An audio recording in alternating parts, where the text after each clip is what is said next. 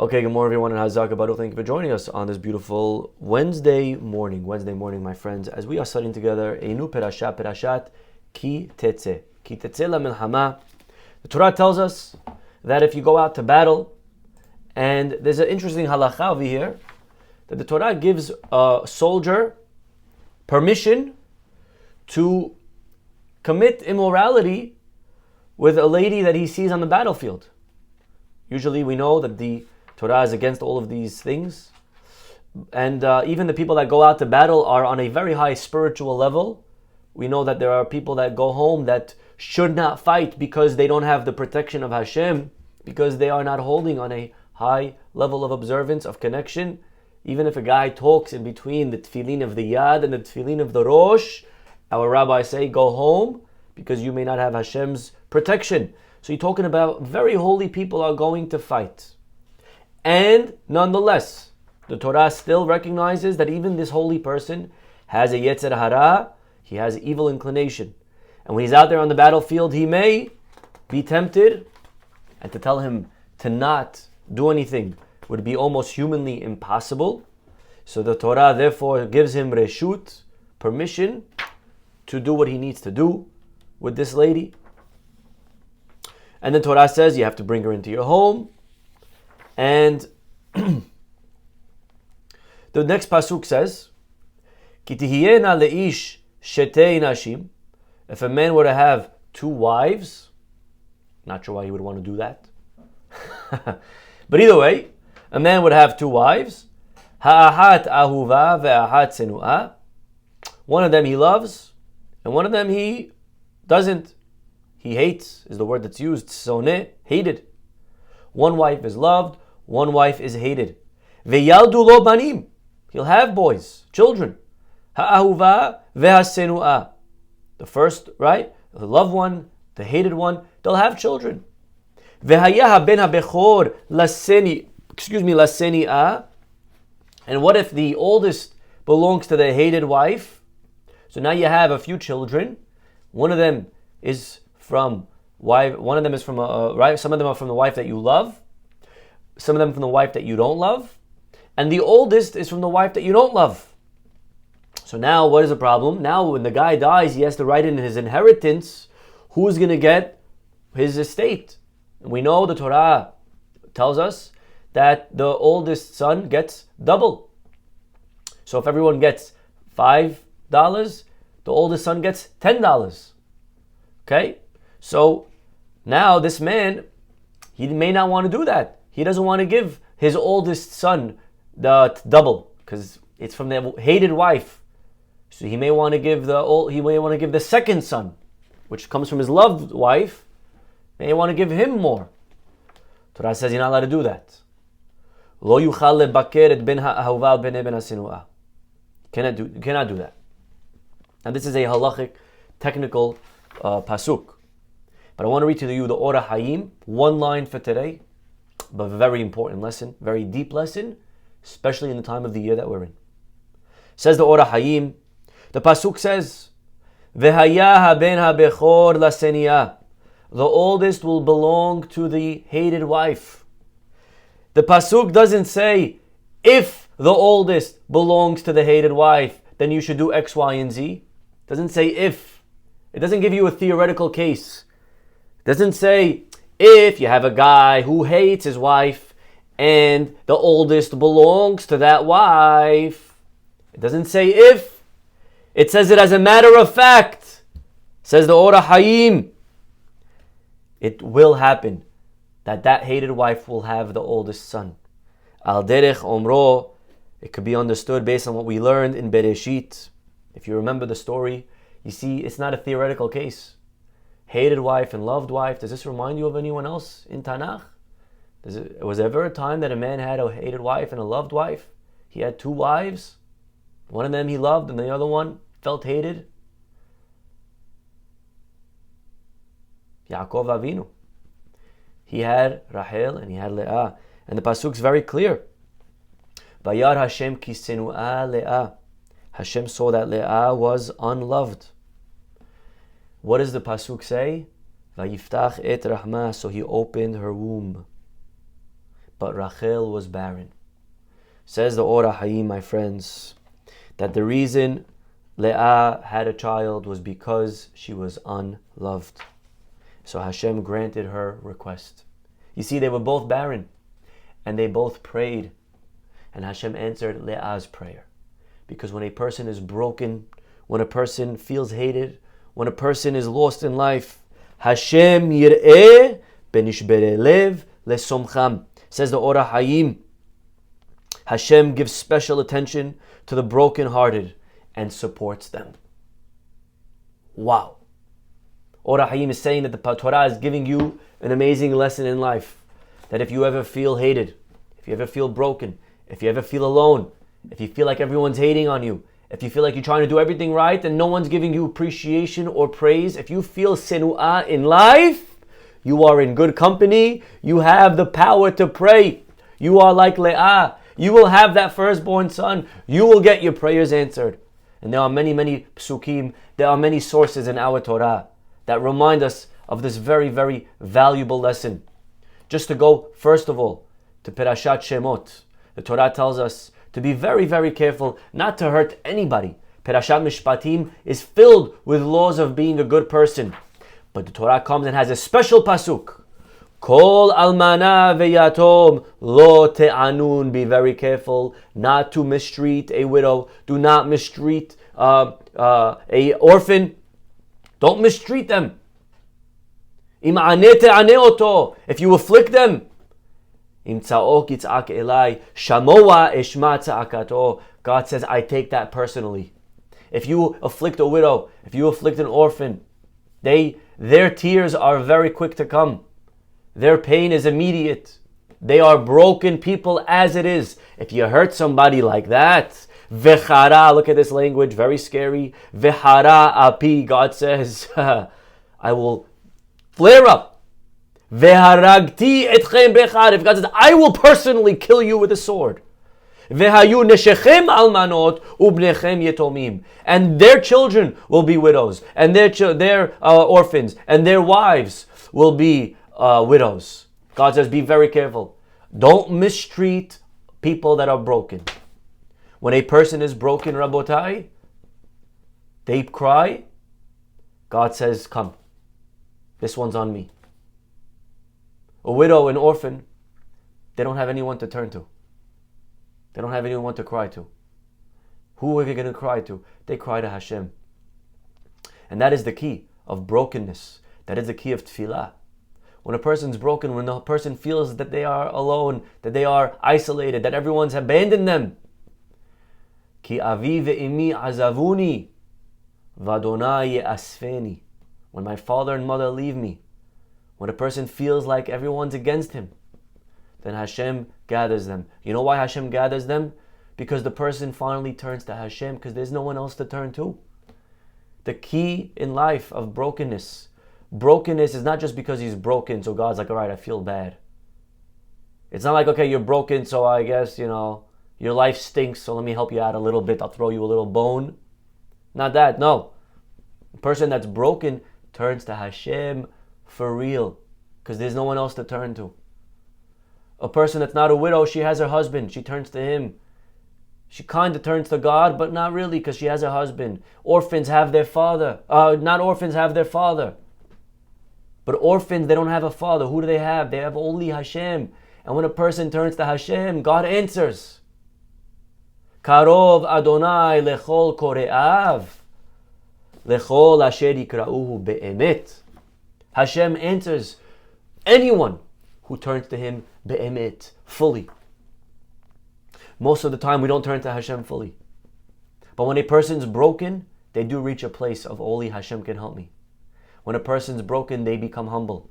When a person's broken, they realize that Hashem, I need you. And the person that prays from a place of that, from a place of brokenness, they completely put their hands in Hashem. Then Hashem takes their pain and Hashem says, now it's on me. Now I'm going to help you. And so the Gemara says, this hated wife, she's broken. And her tears. The Gemara says in Masechet Baba Metzia, the Gemara says, Afal pi sha'arei tefillah nin'alu, even though maybe the gates of prayer are locked, maybe the gates of prayer are closed, but the gates of tears are never closed. A person who cries with tears is rest assured to be answered. Shne'emar shim'a tefillati Hashem v'shav'ati ha'azina ve'el dim'ati al teherash. Please do not keep silent at my tears. Gemara says when a person cries, there is no powerful prayer than that. Nothing more powerful. And be very careful from people that are close to crying, because if you hurt them, if you put them in pain, now you are the cause of those tears. God says, I take this personally. Says the Gemara,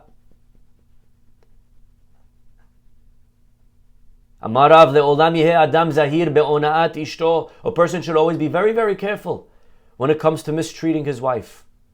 Shemitoch shedim'ata mitzuya, because her tears are easily elicited. Ona'ata kerova. Mistreatment is immediate. God says, don't ever mistreat your wife. You know, for a woman, the most important thing, the only thing is her husband. Right? She finds everything in him. Closure, safety, protection. For a woman, her husband's like God. He's like everything to her. If she loses her husband, she has nobody. If a husband mistreats her, who does she turn to now? She turns to Hashem. Be very careful not to hurt your wife. Says the Gemara, this lady in the Torah, she's hated. And because she's hated, she's immediately rewarded with a child. Because those tears and those prayers, it's a very powerful prayer. And so this is the power, my friends, of a person that's embarrassed. A person that's ne'elavim. They have a special ability. If you're ever embarrassed, don't pray to get embarrassed, because it's a very hard thing to be publicly humiliated. I'm not sure if you were ever, but if you were, in that moment, you have the keys to Hashem's heart. You could pray for anything and everything you want, and it happens. When you're broken, tears, if you're crying, go into a closed room, turn to Hashem and say, Hashem, please help our hostages. Hashem, please keep our soldiers safe. Hashem, please bring refuah shelema to so-and-so. Hashem, please help us keep Jews safe. Stop the nonsense that's going on today. You have tears, you have a gift. You have a power. You have the most important key in the world. A key that unlocks any gate. All gates are locked. Prayer won't open that gate. Nothing will open that gate. But if you cry, you open that gate. You have the key. You have the answer. You have the weapon. It's a secret weapon. And a person has to realize. Karov Hashem l'nishbere lev, says David HaMelech in Tehillim 34, that Hashem is close to the broken-hearted. Ve'et dak'e ruach yoshia. He saved those who are crushed in spirit. When a person is crushed, Hashem saves them. A person comes to Hashem from a place of humility. They're open, they're vulnerable. They do teshuvah. Then Hashem says, come, whatever you need, it's here. Zivhe Elohim ruach nishbara. Zivehe Elohim. If you want to know what's the best sacrifice, what's the best zevah that you could give God, not a fat sheep, it's not a cow, even a red cow, not a filet mignon, not an expensive foie gras. You know what's the best korban you could give Hashem? Zivehe Elohim ruach nishbara. Broken soul, broken spirit. Lev nishbar v'nidke Elohim lo tivzeh. Hashem does not despise a contrite heart. David HaMelech is pleading to Hashem for forgiveness. David HaMelech in Tehillim and Be'ir is after his sin. But he says, Hashem, even with my sin, when I come from brokenness, that's more powerful than sacrifices. A person has to always remember that. A person cannot forget the power that we have. If we could turn to Hashem, be'emet, if we could break our hearts. When we break our heart, by the way, what happens? When we open our heart, everything enters. Light enters. Teshuvah enters. So a person has to break. The barriers fall away. It dissolves the ego. That's the power. It's a very powerful thing. We shouldn't underestimate a broken heart. The Kutzker once said, there's nothing more whole than a broken heart. To be able to bring ourselves to a place of complete need in Hashem. Zivehe Elohim ruach nishbara. And if you're ever in that position in life, if you ever find yourself broken soul, if you ever find yourself that you're hated, you're the hated wife, pray for a child. You have an opportunity. Don't spoil it. Don't throw it away. Don't waste it on asking for the wrong thing. You have over here secret. Hane'elavim ve'enam olvim. Gemara tells us, Masechet Ta'anit, Maaseh Rabbi Eliezer, that there was no rain. So they asked Rabbi Eliezer, you know who Rabbi Eliezer was? One of the greatest rabbis in history.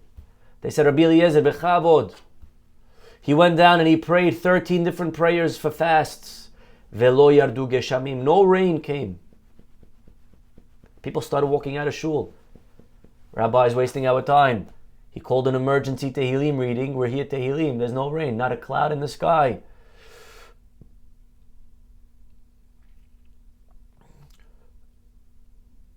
Yarad Rabbi Akiva harav amar avinu malkenu. Rabbi Akiva then went up and he said one sentence. Avinu malkenu en lanu melech ela ata. Veyardu geshamim. It started to pour. Rabbi Akiva prays one sentence and he does more than 24 prayers of Rabbi Eliezer. Pours. Ends the drought. So what do people start saying? You see, Rabbi Akiva must be a greater rabbi. He got answered. Yatzta bat kol ve'amra. Comes out a voice from the heavens and says, Lo mepnei shezeh gadol mizeh. No. You got it all wrong. Rabbi Akiva is not necessarily greater. Ela shezeh ma'avir al midotav. But Rabbi Akiva is somebody who is sometimes oppressed. Rabbi Akiva, people sometimes may have called him things. We know Rabbi Akiva came from converts. We know Rabbi Akiva wasn't always a rabbi. So there were people that may have told him things in his life. But Rabbi Akiva kept his mouth shut. Rabbi Akiva was a person who was broken. Rabbi Akiva was a person in pain. When you're broken, you pray, you get answered. You could bring the rain down. Rabbi Eliezer, the greatest rabbi, maybe not so much. So a person's got to be very careful. First of all, not to mistreat other people. Because you may be the reason that you're going to overfill their tears. Sometimes a person had a hard day. You come and you make one comment. A little thing. And what you said wasn't maybe even so bad. But you were the drop that tipped it over. And you brought the person to tears. You don't want to be that person. Just trust me. You don't want to be that person that caused the person to cry. Because then Hashem says, okay, now it's, I got to help this. I got to defend this victim.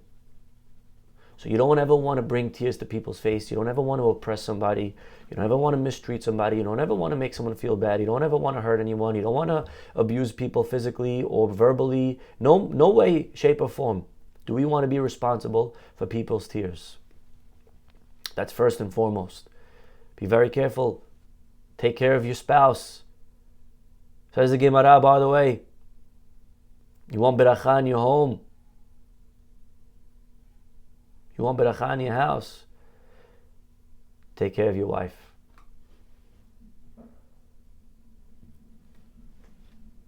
Take care of your spouse. A person should always be careful to honor his wife. Because bottom line, blessing comes through the wife. You want bracha? Rabbi, what could I hang up on my office wall? Hang up a picture of your wife. Don't put a key with psukim in it. Don't worry about that. Leave the psukim in it. Go take care of your wife. Send a nice word, a text, a compliment, a thank you. take care of your spouse, you get bracha in your home. Much more powerful than pictures and whatever's. No segula is more powerful than kavod ishto. The Rambam writes this, that a person should honor his wife more than himself. Zohar, the wife is the source of blessing in the home. Any mistreatment of her severs the connection to those blessings. The Zohar, Perashat Mishpatim. The spiritual fabric of the household is sustained by the peace and respect between a husband and a wife. When that peace is disrupted, so is the flow of divine sustenance. So we have to make sure that we're keeping the peace in the home, the Shalom Bait. Gemara, one last Gemara for today. Amazing story, listen to this story. Gemara tells us, Masechet Shabbat, page 30, that David HaMelech, he requested of God to know when he's going to die. He wanted to know. God's like, say, I can't tell you. It's not how it works. He says, okay, could you at least tell me, don't tell me what, like, day exactly, but tell me, like, what day of the week. God says, okay, I can tell you the day of the week. You're going to die in a Shabbat. Yeah, maybe this Shabbat, maybe in 100 Shabbats, maybe when you're 80 Shabbat, I don't know. But a Shabbat, you're going to die on a Shabbat. Okay. David walked away, now he had a secret. How did that help him? He now knew if he's going to die on Shabbat, so he actually tried to postpone it. He didn't want to die on Shabbat. You have to mechalel Shabbat. He tried saying, okay, can we do Sunday? God says, I'm sorry, I can't do Sunday. I already promised that your son will be king Sunday. Can't overlap. Nobody takes even a hairbreadth of somebody else's greatness. So your son's already Sunday. You can't postpone it to Sunday. Sorry. He says, okay, I'll die Friday. I'll give up a day of my life. I just don't want to die on Shabbat. Look how important it was to David that they shouldn't desecrate Shabbat for him. He says, God says, I can't push it off a day. One day of your learning Torah is greater to me than all the korbanot in the world. So no can do, David. He says, okay, Shabbat it is. Kol Yomad Shabbat, says the Gemara, Masechet Shabbat. Every Shabbat, Havayati Vegaris. Every Shabbat from sunset to sunset, Friday night to Saturday night, 25 hours long. Havayati Vegaris. David learned the entire day. Because when he's learning, we have tradition. Lo yikarev malach hamavet elav. That the Satan cannot get close to him. Shatorah magina mimavet. Torah protects from death. Hahu yomad ba'ile minach nafsheh. Finally the day arrived that he was supposed to die. Kam malach hamavet kameh velo yachile. Comes the angel of death to David, and he can't touch him. He can't touch him. Why? Because he's learning Torah. Amar Ma'avid, Satan says, what should I do? How do I get this guy? The Gemara says David had a special tree behind his house. So he comes, the angel of death, and he starts shaking the tree. Nafak lemehzi, David gets up to see what's going on. Havasalik bedarga, and as he's going down the stairs, ibhit darga metutei, one of the steps collapses. Ishtik, and as he's falling, David stops learning. For a split second, he stopped learning. Benach nafshe, and that's how he died. The angel of death caught him, and that's how David HaMelech died on Shabbat. Now, this Gemara you may know. What I want to share with you today is not this Gemara. What I want to share with you now is the next line. People don't know this one. Shalach Shlomo lebei midrasha. Now his son Shlomo HaMelech, who was a little kid by the way, so now he sends a request to the Beit Midrash. He says, Abba med umutal bahama. He says, my father's dead. He's sitting in the sun outside by the staircase, outside, dead. Uklavim, the dogs are hungry. Ma'aseh, what do I do? The dogs are hungry. They're going to eat my father. And it's a disgrace for my father. Can't touch a dead person on Shabbat, they're mukseh. So if I leave my father, the dogs are going to maybe go and bite him. So the rabbi said back, listen, the dogs, feed them some meat. Your father, there's a way to move him.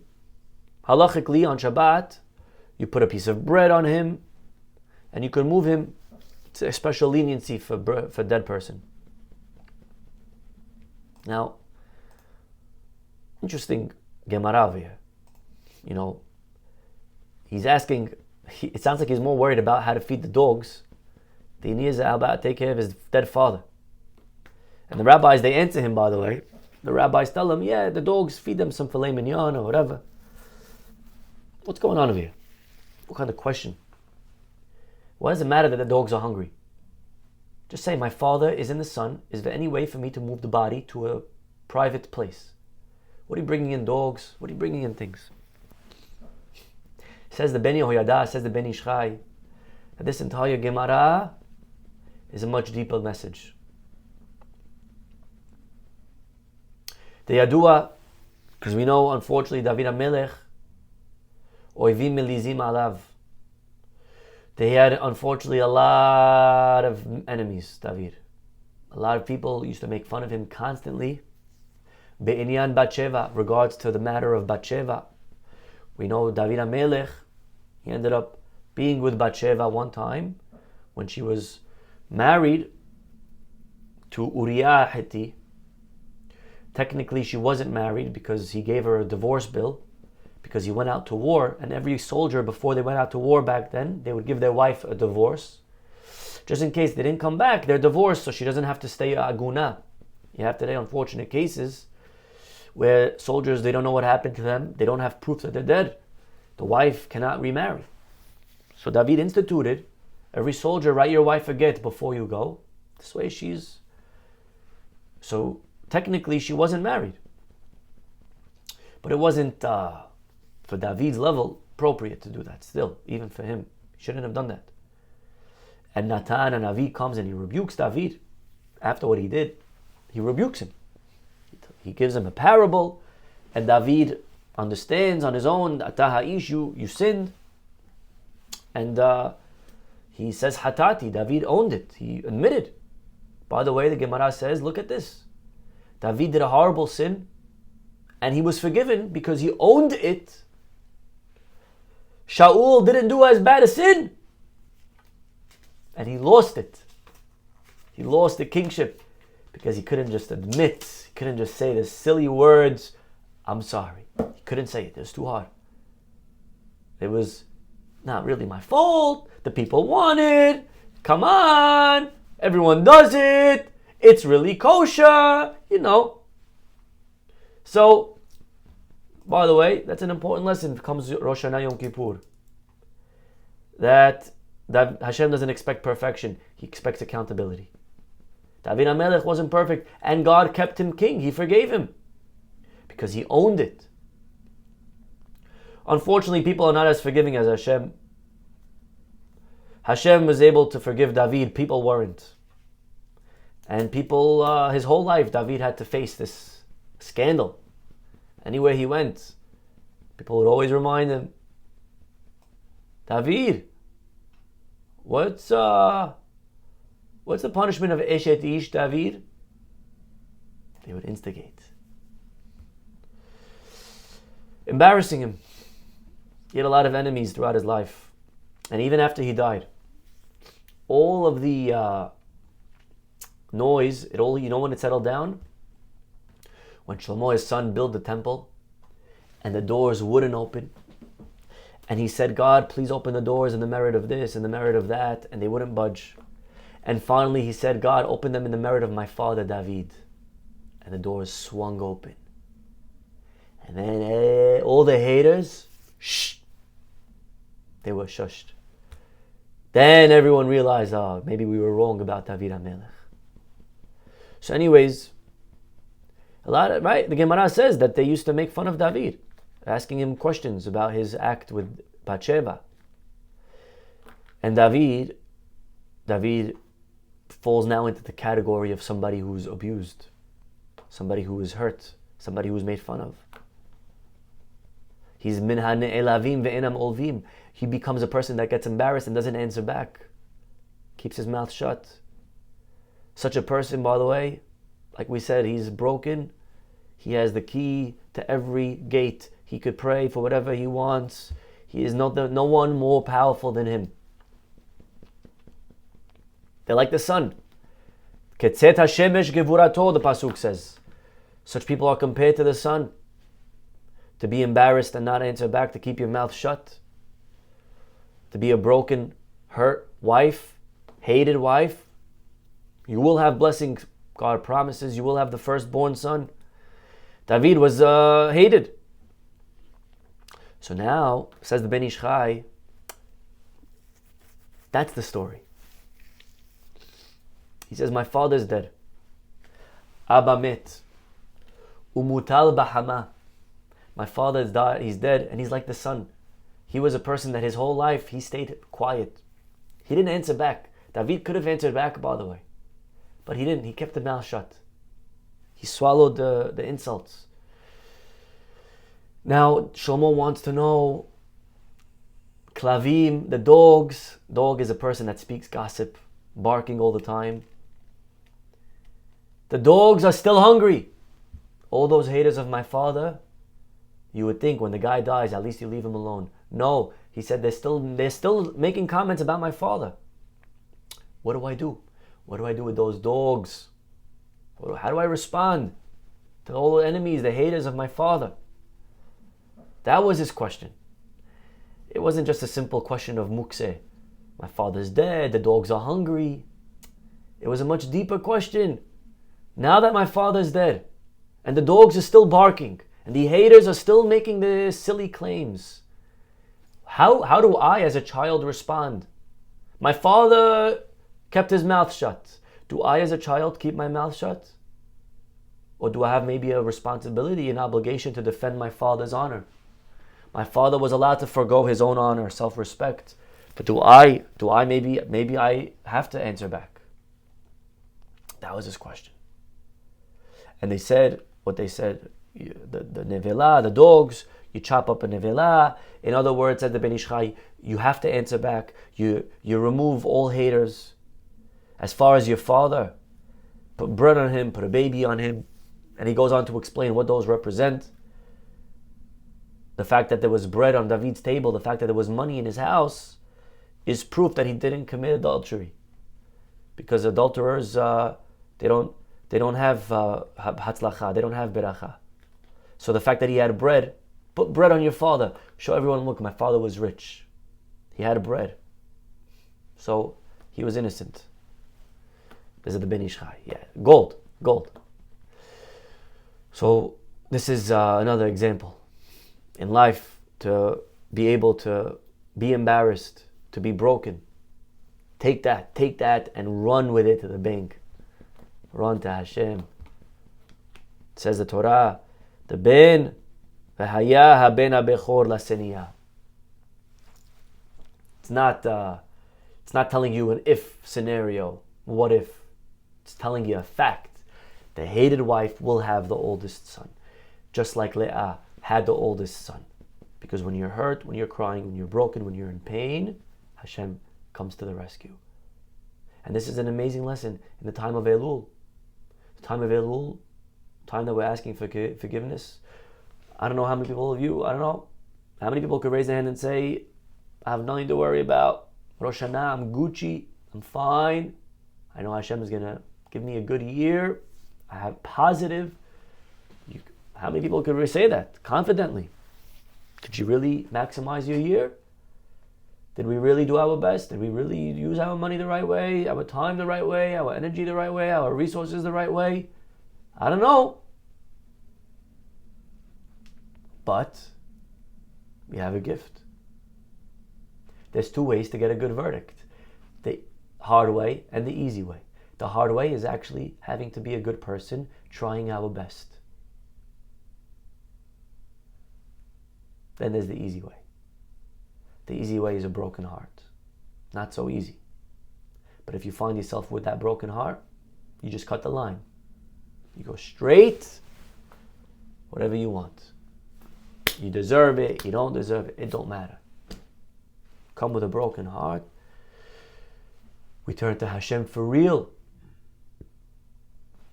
So this is gold, as we approach the high holiday season. We should always be careful, chas v'shalom, to never cause another person pain. At the same time, Hashem should give us the strength that if we are ever find ourselves in a place of brokenness, of pain, that we should be zocher to be able to pray for the right things in those moments. We'll stop over here. Everyone have a wonderful day, and hopefully we'll see you all tomorrow. Bye-bye.